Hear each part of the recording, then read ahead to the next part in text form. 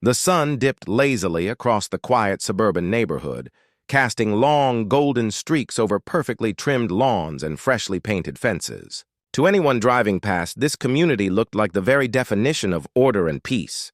But behind the trimmed hedges and smiling mailboxes, tensions often brewed under the ever-watchful gaze of the Homeowners Association. For Daniel, a mid-40s homeowner who worked tirelessly to build his dream life, peace came in the form of a backyard retreat. The centerpiece of his home was his crystal-clear swimming pool. It wasn't just any pool, it was the pride of his property. He had spent years saving, designing, and perfecting it, adding a beautiful stone deck, neatly arranged lounge chairs, and soft lighting that made the water glow at night. To Daniel, it wasn't just a pool. It was a sanctuary, his escape from the stress of daily life. But in neighborhoods like his, no good thing ever stayed private for long. That's where she came in. Her name was Linda, though most of the neighbors whispered another name behind closed doors. Karen. She had that unmistakable air of entitlement, the kind that made people roll their eyes the second they saw her marching across the street in her oversized sun hat and clipped stride. Karen wasn't content simply minding her own business. No. She believed the entire neighborhood was her business. She had lived in the community for years, long before Daniel arrived, and she seemed to think seniority gave her certain rights. Rights to inspect, criticize, and claim things that didn't belong to her. The pool was her newest obsession. At first, it started innocently enough, passing comments at HOA meetings about how a pool like that should be shared. Then it became louder mutterings, pointed remarks in Daniel's presence about community spirit, and how unfair it is that one house gets something so extravagant while the rest of us don't. Daniel had brushed it off. After all, he had spent his own money and followed all the rules to install it. The HOA had approved his permits, and everything was legitimate. Still, every time he caught Karen staring at the shimmering water from her second-floor balcony, he felt a twinge of unease, and then came the complaints. The HOA president forwarded emails to him. Karen feels the pool is too visible from the street. Karen says the noise from the pool filter is distracting. Karen believes it would be more neighborly if the pool was accessible to residents during weekends. Daniel laughed at first. Surely no one could be serious. But the persistence of it all began to wear him down. Each meeting turned into another platform for Karen's crusade. She used phrases like community benefit and shared resources, twisting words to make her entitlement sound noble. But beneath the politeness, Daniel could feel her resentment simmering. One Saturday morning, as Daniel skimmed leaves off the pool's surface, Karen strutted across the street, hands on her hips. "You know, Daniel," she began in that sharp voice of hers, "it really isn't fair. You have this massive pool just sitting there and no one else gets to use it. Don't you think it would be generous, neighborly even, if you opened it up? Especially for families like mine." Daniel gripped the pole tighter, biting back the urge to snap. He had heard enough of these remarks. "Karen, with all due respect, it's my property. I paid for it, I maintain it, and it's not a community pool. End of story." Her lips tightened. "We'll see what the HOA thinks about that," she muttered before stomping away. That was the moment Daniel realized this wasn't just idle talk. Karen wasn't going to let it go, but Daniel wasn't helpless. He wasn't the type to confront neighbors with shouting matches, and he didn't want to get dragged into an endless tug-of-war with the HOA. Instead, he started researching. He wanted something clever, something quiet, something that would make it clear once and for all. His pool was not open for freeloaders. That's when he stumbled across a fascinating little trick used by resorts and private clubs. It was harmless, invisible, and yet devastatingly effective. A special kind of dye, completely safe for swimmers, reacted with certain chemicals and left a bright, unmistakable stain on anyone who entered without proper precautions. In simple terms, trespassers would leave the pool glowing like a neon sign. Daniel couldn't help but grin as he read about it. This wasn't about cruelty, it was about setting boundaries. If Karen wanted to test his patience, She was going to walk straight into a lesson she would never forget. Still, as he sat by the shimmering water that evening, watching the lights ripple across the surface, Daniel couldn't shake one thought from his mind. It wasn't a matter of if Karen would make her move. It was a matter of when, and when she did. The entire neighborhood would see her for who she really was. The weeks after Daniel discovered the dye trick were strangely calm. Karen kept her distance, at least for a while, but Daniel knew better than to believe the silence meant victory. She wasn't the type to drop an argument once she had set her sights on something. If anything, her quietness only meant she was plotting. Sure enough, the tension returned, this time louder and more intrusive than before. At the next HOA meeting, Daniel took his usual seat near the back. He didn't particularly enjoy these gatherings. They always felt like a tedious mix of gossip and petty disputes, but he wanted to stay informed.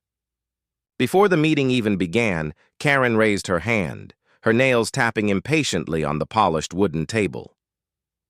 "I want to discuss community fairness," she declared, her voice carrying across the room. "Some homeowners are enjoying luxuries that the rest of us don't have access to. It doesn't feel right. It creates division in our neighborhood." Several heads turned toward Daniel, who kept his expression neutral. He could feel the weight of their glances. Karen didn't bother hiding her target. "What exactly are you referring to, Linda?" the HOA president asked cautiously, though his eyes flickered toward Daniel too.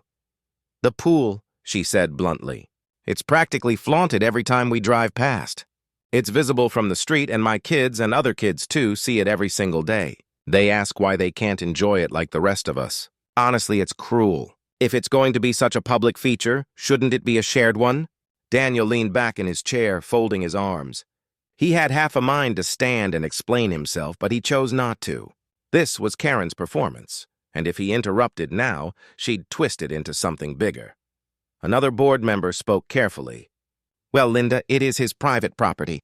The HOA doesn't own it." Karen's smile was tight, forced. "Of course I understand that. But think about community values. Think about togetherness. What message does it send when one person hogs such a wonderful resource? Surely we can come up with a system where others can enjoy it too." Daniel's jaw clenched. Hogs? The word stuck in his mind like a thorn. He waited until the open comment portion of the meeting before standing. "For the record," he said evenly, "my pool was installed with full HOA approval. I paid every cent out of my own pocket. It's not a community facility. It's part of my home. I maintain it, I clean it, and I'm the one responsible for its upkeep. No one else." The room went quiet for a moment before Karen let out a dry laugh. "Well, isn't that selfish?" she said under her breath, loud enough for several people to hear. The rest of the meeting dragged on, but Daniel barely listened. The way Karen had managed to twist his investment into a supposed act of selfishness infuriated him. She was skilled at weaving guilt into her words, as if denying her was a crime against the neighborhood. Over the next few days, her campaign grew bolder. Daniel caught her chatting with neighbors on the sidewalk, her voice animated and hands gesturing toward his backyard fence. When he stepped outside, conversations cut off abruptly. Once, he overheard her say, "It's not right. He's got this big pool all to himself while the rest of us roast in this heat." The whisper campaign was working. Neighbors began greeting Daniel with forced smiles instead of warm ones. Kids lingered on the sidewalk outside his yard, pressing their noses through the slats of the fence to peek at the shimmering water. Some even shouted, "Why can't we swim too?" before running off giggling. It stung more than Daniel wanted to admit. He wasn't trying to be the villain of the neighborhood. He wanted peace, not conflict. But Karen had a way of painting him as the greedy outsider, the selfish neighbor who refused to share. One afternoon, he found Karen standing by the edge of his driveway, speaking to a small group of mothers from down the block. Her tone was honey-sweet, but her words carried daggers. "All I'm saying," she told them, "is that a real neighbor would think about others. It's so hot this summer. Why not let the kids have a pool day? I don't think that's asking for much. He could even schedule it once a week. We'd take turns supervising so it wouldn't all fall on him." Daniel walked straight past them, not bothering to interrupt. He could feel their eyes on his back as he unlocked his front door. Once inside, he sat heavily on the couch and rubbed his temples. This wasn't just nosiness anymore. This was entitlement growing into a movement. That night, he thought again about the dye. It was sitting in his garage waiting to be used. He hadn't poured it into the pool yet, but the more Karen pushed, the more tempting it became. It wasn't about revenge. It was about protecting his sanctuary. If she truly intended to cross the line, then she needed to understand the consequences. He poured himself a drink and stared out the window, watching the moonlight ripple across the water. Karen's voice echoed in his head, repeating that one poisonous word, selfish. She didn't see selfishness when she looked at his pool. She saw ownership, independence, and boundaries, things she couldn't control, and that was something she would never tolerate. Daniel knew then that the battle had only just begun. Karen wasn't going to stop with complaints and whispers. Sooner or later, she was going to take what she believed was hers. And when she did, she would walk straight into the trap she had created for herself. The week after the HOA meeting left Daniel simmering. He couldn't shake the smug look on Karen's face when she accused him of being selfish. That one word echoed like a drumbeat in his mind. He tried ignoring it, tried focusing on his work, on his evening swims, on the calm glow of his pool at dusk. But Karen's presence seemed to creep into everything. Every time he saw her chatting with neighbors, pointing in his direction, or lingering by her window with binoculars barely hidden behind her curtains, his jaw clenched tighter. She wasn't letting this go. And if he didn't find a way to set a firm boundary, she would eventually push until she got exactly what she wanted. That was when Daniel decided to move forward with his plan. The dye. He had first read about it on a forum for private homeowners with pools. The thread title had been bold and almost humorous. The best way to catch unwanted pool guests. At first, Daniel thought it was a joke. But as he read through the comments, he realized it was real and brilliant. The idea was simple. The dye came in a special capsule that dissolved slowly in the filter system. Invisible to the naked eye, harmless to the skin, but once activated, it bonds to certain natural oils on the skin and hair. The effect? Trespassers who swam without permission would find their bodies stained with a deep, unmistakable blue that wouldn't wash off for several days. It wasn't toxic and it didn't irritate.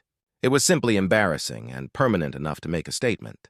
Daniel had ordered a batch weeks ago, just in case. The small box sat unopened in his garage, tucked on a shelf behind old gardening tools. Every day since the HOA meeting, he walked past it, considering. Should he? Would it go too far? One particularly hot afternoon, after catching Karen once again peering through his fence slats, he decided enough was enough. That evening, under the cover of dusk, he opened the box. Inside, the capsules gleamed faintly under the garage light, sealed in a protective container. Daniel held one in his hand, marveling at how something so small could carry so much power. Before he did anything, he researched again, thoroughly. He read about resorts using similar dyes to discourage non-paying guests. He found testimonials from homeowners who claimed the method had scared off repeat trespassers instantly. No harm done, just a little lesson learned, one person wrote. Another said, the embarrassment is more powerful than any locked gate. Daniel smiled grimly.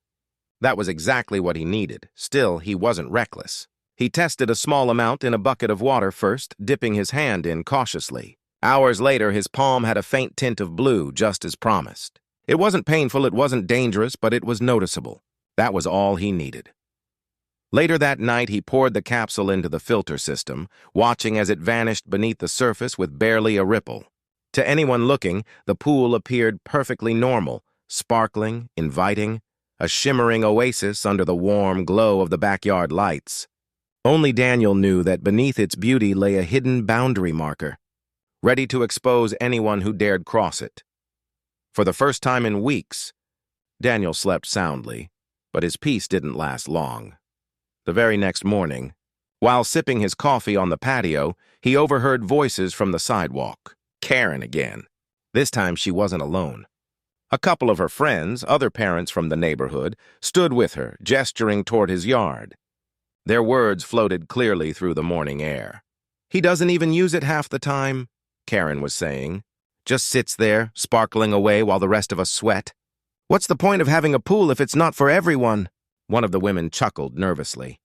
I don't know, Linda. It is his property. Karen's voice sharpened. Property, property, property. Everyone hides behind that word. This is supposed to be a community, not a collection of greedy individuals. If he doesn't want to be generous, maybe we should just take the initiative ourselves. After all, it's not like he's using it 24/7.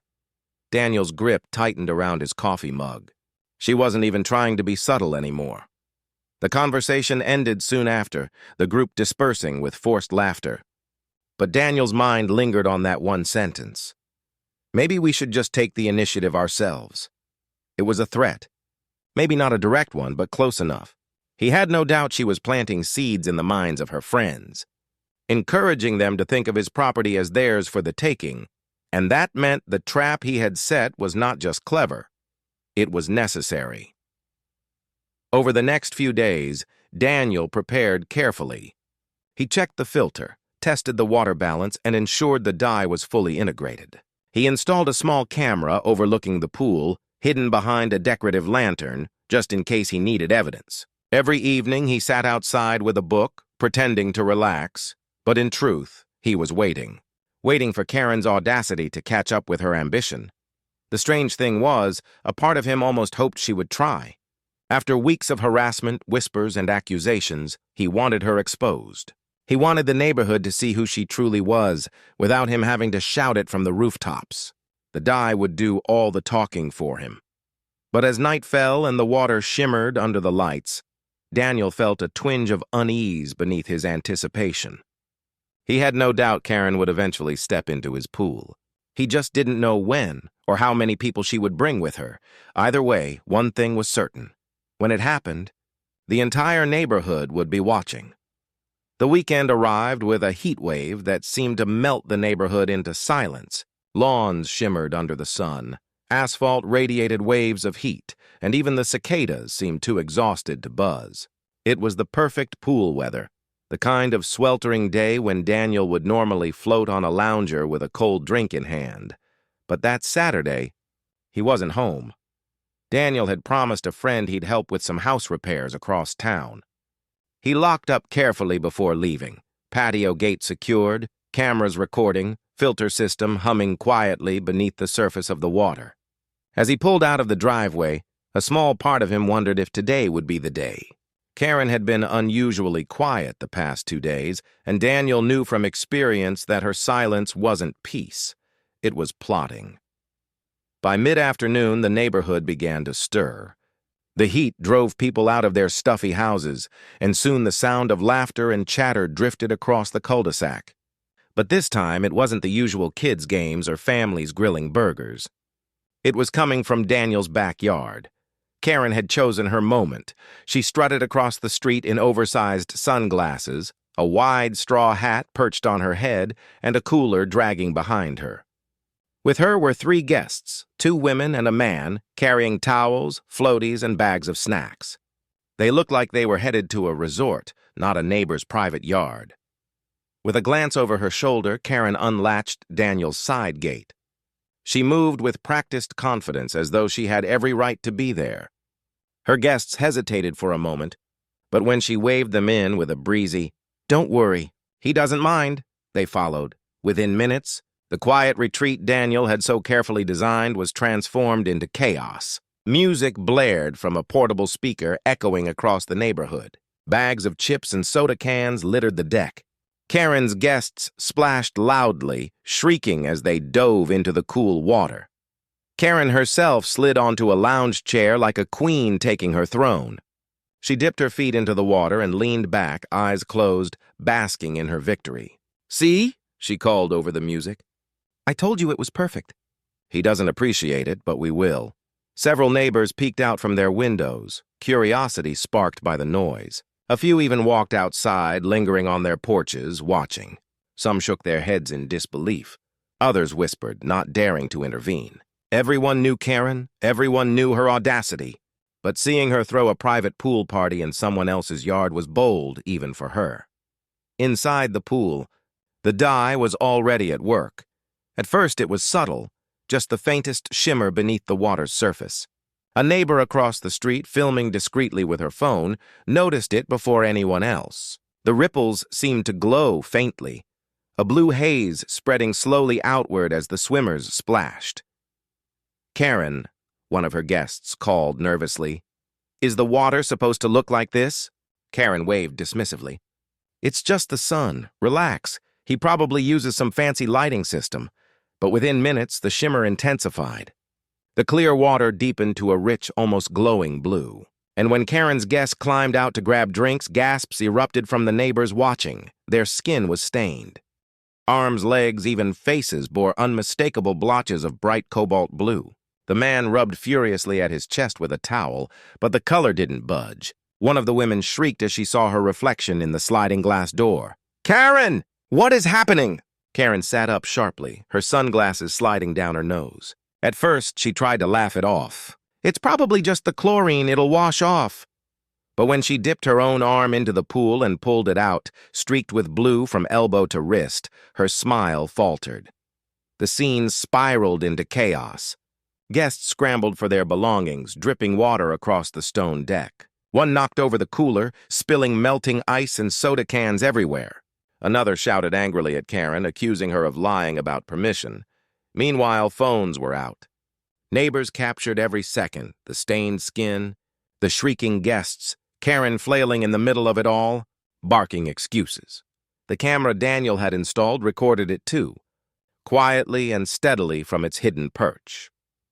By the time Daniel returned home later that evening, the evidence was already spreading through the neighborhood group chat. Clips of Karen and her friends, their skin glowing blue under the setting sun, were making their rounds with captions like, "Caught blue-handed," and "Karen's pool party gone wrong." When Daniel pulled into his driveway, the street felt different. Neighbors were out front, some chuckling, others eager to update him.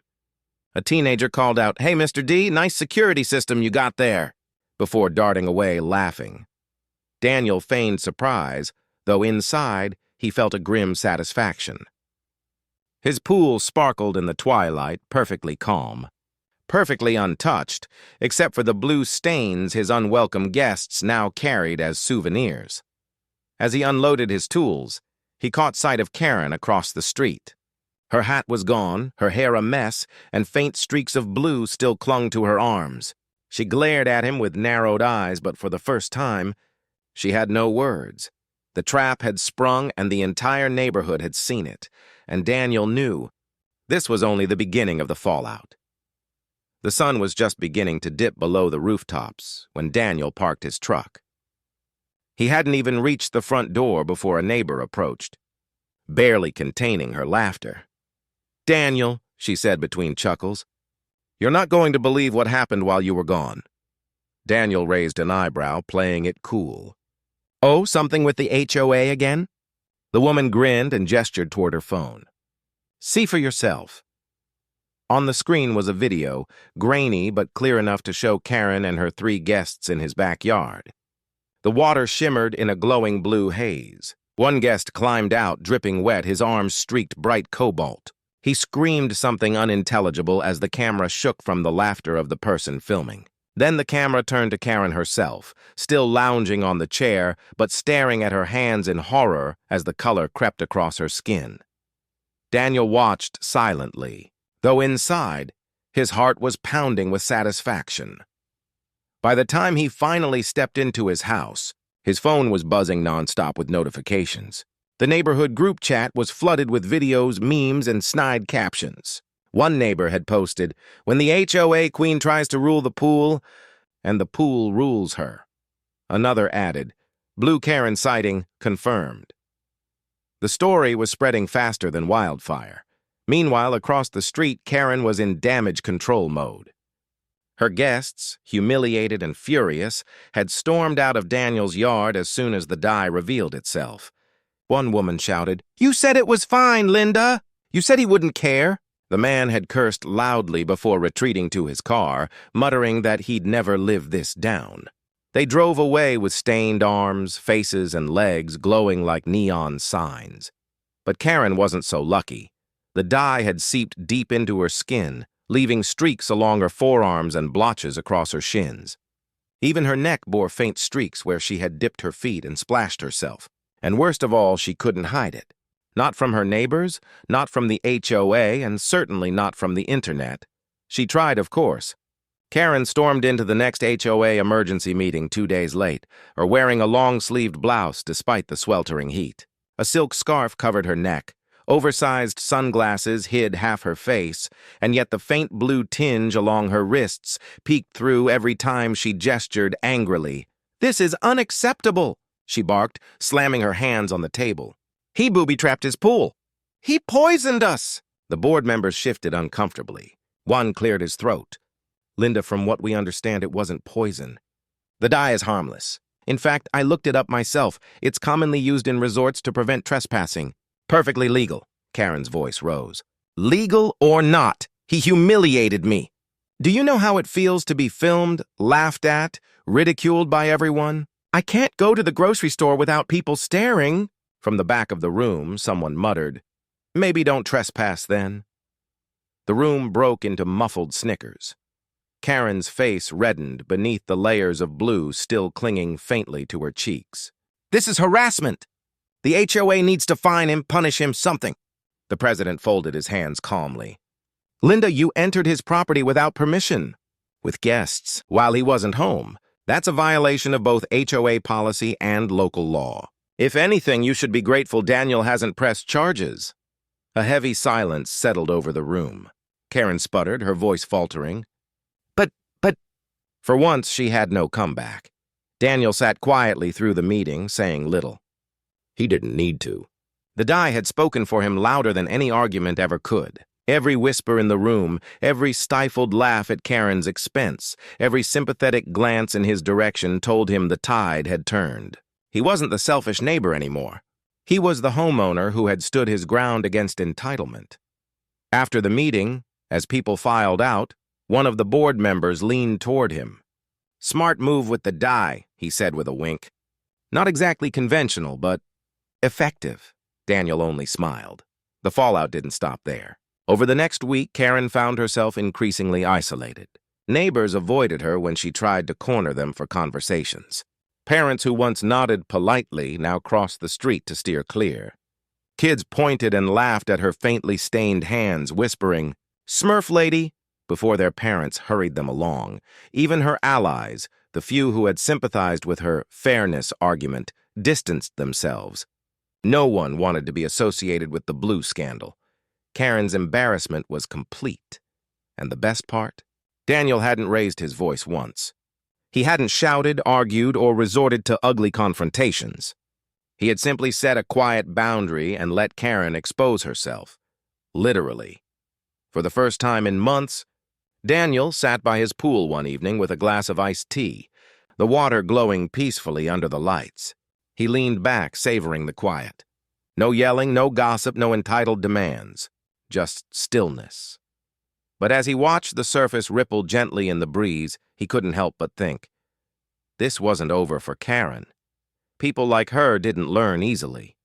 She might lick her wounds for now, but sooner or later, she would try again. The difference was, this time, the neighborhood had seen the truth. With their own eyes, Karen's reign of entitlement had been painted, in blue for everyone to remember, the days after.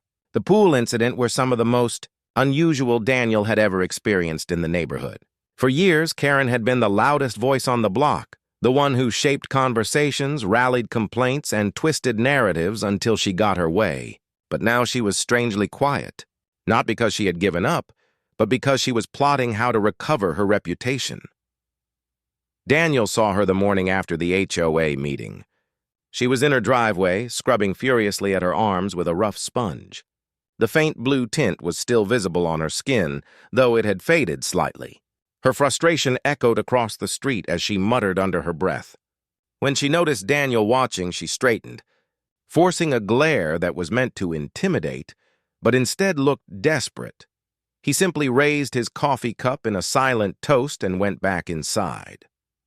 By midweek, Karen launched the next phase of her battle, deflection. She began telling anyone who would listen that Daniel's pool was a health hazard, that he was tampering with dangerous chemicals, and that the HOA should take action against him. She even went as far as suggesting he be fined for endangering neighbors. The problem for Karen was that no one was buying it. The dye had been thoroughly researched by the HOA board after the incident. They discovered exactly what Daniel had already known. It was a harmless product, safe enough that it was sold commercially for private pools and resorts. When the board shared their findings at the next community bulletin, Karen's accusations collapsed instantly. Still, she didn't let up. She wrote lengthy emails filled with capital letters and exclamation points, demanding that Daniel be held accountable. She cornered neighbors in their driveways, insisting that they sign a petition to ban chemical traps in the community. But everywhere she turned, she was met with tight smiles, polite refusals, or outright laughter. The most humiliating moment came when she stood outside during one of her rants and realized that a group of teenagers had followed her, chanting "Blue! Blue! Blue!" in rhythm until she slammed her door in their faces. For Daniel, the shift in power was both satisfying and surreal. He hadn't asked for public vindication, but it came anyway. Neighbors who had once looked at him with suspicion now stopped by to chat casually, complimenting his cleverness. One man even joked, "If you ever patent that dye trick, let me know. I'd pay good money to use it on my brother-in-law when he sneaks into my hot tub." Daniel laughed, though inwardly he reminded himself that it hadn't been about revenge. It had been about boundaries. Karen had crossed them, and now she was paying the price. Still, he couldn't ignore the fact that Karen's anger hadn't disappeared. It had only shifted. If she couldn't win the neighborhood to her side, she would turn her frustration directly at him. The proof came one evening when Daniel found an anonymous note stuffed into his mailbox. The handwriting was hurried, the words scrawled in thick ink. "This isn't over. You'll regret embarrassing me." Daniel folded the note calmly, then slipped it into a drawer. It wasn't the first time he'd faced veiled threats from Karen, and he doubted it would be the last. But what struck him most was the word embarrassing. That was the heart of it.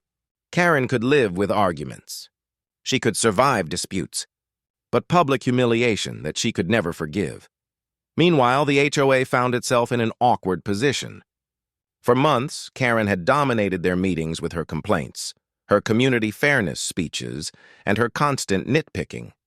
Now her credibility was shattered. The board quietly began distancing themselves. Her emails were acknowledged with curt professional replies instead of lengthy discussions. Her motions at meetings were tabled without debate. It was as if the dye had stained not only her skin, but also her influence.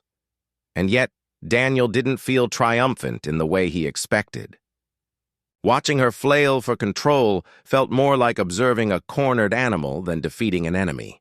There was pity mixed in with his relief, though he would never admit it aloud.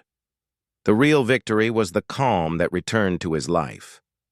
Evenings by the pool were once again peaceful. He could swim, read, or simply watch the water without worrying about Karen's shadow looming over him. The neighborhood, too, seemed lighter, freer, as if the spell of her constant meddling had finally been broken. But Daniel wasn't naive. Karen was quieter. Yes, but quiet didn't mean finished. People like her rarely faded away completely. They bided their time, waiting for the right moment to strike again. He knew she would try something else eventually. He just didn't know when or what form it would take. For now, though, Daniel allowed himself to enjoy the victory. He had drawn a line in the sand, and for once, the HOA and the neighborhood had backed him instead of Karen. One evening, as the sun set and the pool lights flickered on, Daniel leaned back in his chair and let the calm wash over him. The water sparkled as if nothing had ever happened. Yet somewhere beneath its surface, he could almost imagine the faint trace of the dye still swirling, a reminder that sometimes the simplest defenses were the strongest. And as for Karen, she had been painted into a corner, literally stained by her own entitlement. The question now was whether she would fade quietly like the dye, or come back bolder than ever. For the first time in months, the neighborhood felt still again. Daniel noticed it immediately, the way neighbors greeted him without hesitation, The way kids no longer lingered by his fence begging to swim. The way even the HOA meetings flowed without Karen's voice dominating the room. It was as if the community itself had exhaled, relieved that her grip had finally loosened. Yet across the street, Karen's house told a different story. Curtains stayed closed during the day. Her car rarely left the driveway. When she did emerge, it was hurried and tense, as though she was desperate to avoid eye contact. The faint stains on her arms had finally faded, but the memory lingered. People didn't forget quickly, and in this neighborhood, reputations were everything. One evening, Daniel sat by the pool with a book in hand, the water glowing softly under the lights. The peace was almost surreal. He sipped his iced tea and allowed himself a small smile. For weeks, this pool had been the source of conflict, resentment, and stress. Now it was once again his sanctuary. But beneath his satisfaction, there was a lingering unease. He knew Karen wasn't finished. People like her didn't simply fade into the background.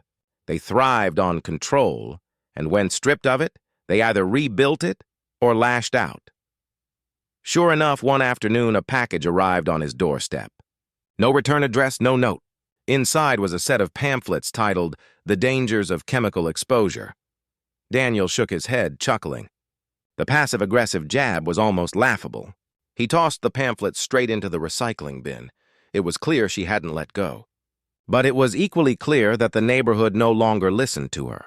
Whatever influence she once held had been stained, just like her skin had been that day in his pool. The irony wasn't lost on Daniel. For so long, he had dreaded confrontations with Karen. He had imagined screaming matches, endless HOA battles, even the possibility of lawsuits. Yet in the end, he hadn't needed to raise his voice or file a single complaint. All it had taken was patience, preparation, and a little blue dye. The lesson was as simple as it was powerful. Sometimes the best way to deal with entitlement wasn't to fight it head-on, but to let it reveal itself. Over the following weeks, Daniel noticed small but telling changes. Neighbors who had once avoided him now invited him for casual barbecues. Kids waved as they rode past on their bikes. The whispers that had once painted him as selfish were gone, replaced by quiet admiration. His decision had shifted the balance not just between him and Karen, but in the community itself. And Karen? She became something of a cautionary tale. When new families moved into the neighborhood, the story inevitably came up. Someone would lean in with a smirk and whisper, "Don't cross Daniel about the pool. Ask Karen what happened." The laughter that followed always carried a touch of disbelief, as though no one could fully imagine the sight of a grown woman stained bright blue. Daniel never joined in those conversations, never gloated. He didn't need to. The story had taken on a life of its own, and he preferred to let it run its course without adding fuel. His victory wasn't in humiliating Karen. It was in reclaiming his peace. One evening, as the last of summer's heat began to fade, Daniel stood by the pool and looked at his reflection in the calm water. He thought about everything that had happened. The arguments, the gossip, the invasion, the dye. It had all led to this moment of stillness. And as he stood there, he realized something important. The pool wasn't just a luxury, wasn't just a backyard feature, it was a boundary. A symbol of his right to his own space, his own peace, his own life. Karen had tried to claim it as hers, but the truth was undeniable. What people can't respect, life itself often finds a way to expose. He leaned back in his chair, closed his eyes, and let the evening breeze wash over him. The water rippled softly, glowing as if to remind him of its hidden power. The neighborhood would move on. Karen would either fade into the background or find some new crusade to occupy her. But no matter what came next, Daniel knew one thing with certainty. His boundaries had been painted clearly, and this time, no one could pretend not to see them. And maybe that was the real takeaway, not just for him, but for anyone who had ever dealt with a neighbor like Karen. Sometimes, the loudest people in the room only quiet down when their actions speak for themselves. Sometimes the truth doesn't need an argument. It just needs a spotlight, or, in this case, a little bright blue dye. So Daniel raised his glass toward the water, a silent toast to the peace he had reclaimed. And he wondered, almost with a smile, Have you ever dealt with someone who only learned their lesson when they were finally exposed?